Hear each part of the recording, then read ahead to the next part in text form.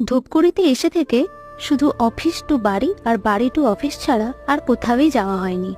ভাইও আবার কাল বাড়ি ফিরে যাবে, তাই অফিস থেকে ফিরে ওকে নিয়ে বেরিয়ে পড়লাম ধূপগুড়ি মার্কেটটা একটু ঘুরে দেখতে।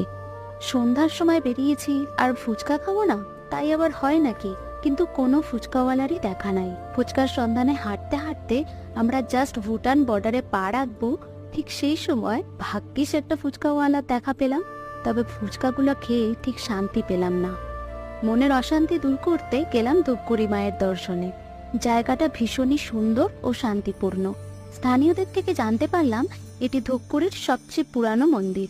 তবে বর্তমান মন্দিরটি একেবারেই নবনির্মিত, গত শিবরাত্রিতে প্রতিষ্ঠিত হয়েছে। তার আগে মায়ের স্থান ছিল আটচালার মধ্যে। এখানে ধূপগুড়ি মায়ের পাশাপাশি আরো অনেক দেবদেবীর মূর্তি রয়েছে।